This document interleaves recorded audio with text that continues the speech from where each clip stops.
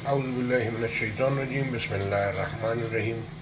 اللہ پاک حد سے نکلنے والوں کو پسند نہیں کرتا، اس لیے اللہ کے حکم سن کے سمجھ کے پھر بات کریں، پھر کوئی اعمال کریں۔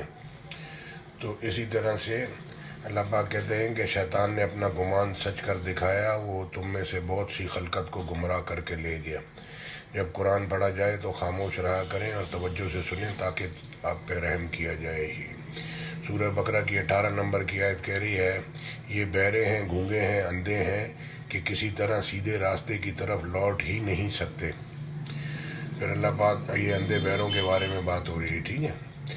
سورہ انفال کی 21، 22، 23 کہہ رہی ہے، اور ان لوگوں جیسے نہ ہونا جو کہتے ہیں کہ ہم نے حکم اللہ سن لیا مگر حقیقت میں سنتے ہی نہیں سنتے۔ کچھ شک نہیں کہ اللہ کے نزدیک تمام جانداروں میں بدتر بہرے، گونگے اور جو کچھ نہیں سمجھتے، اور اگر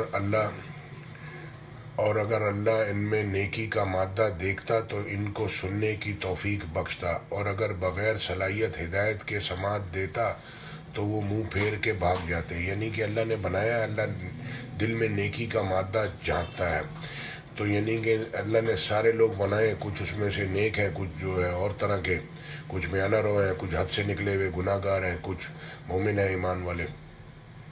تو یہ ہے، تو اللہ جو ہے وہ یہ جو آپ کو جو کچھ بھی نعمتیں دی ہوئی ہیں یہ کبھی بھی لے سکتا ہے۔ جو علم آپ کو دیا ہوا ہے بڑھاپے میں، اللہ کہتا ہے سب کچھ دے کے پھر واپس بڑھاپے میں کمزور کر دیا، سب کچھ سمجھ کے کچھ نہیں سمجھتے۔ تو اسی طرح سے ہدایت بھی اللہ نے دی ہوئی ہے، اگر تو واپس لے لے گا یہ ساری چیزیں، اس کی ویلیو سمجھیں۔ اللہ کہتے ہیں لوگوں نے اللہ کی قدر ایسے نہیں کی جیسے کہ کرنے کا حق تھا۔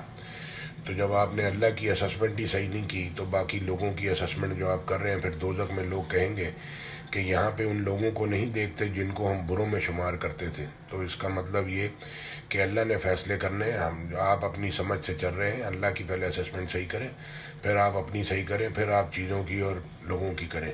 جزاک اللہ خیر۔ آیت میں ساتھ اٹیچ کر دوں گا۔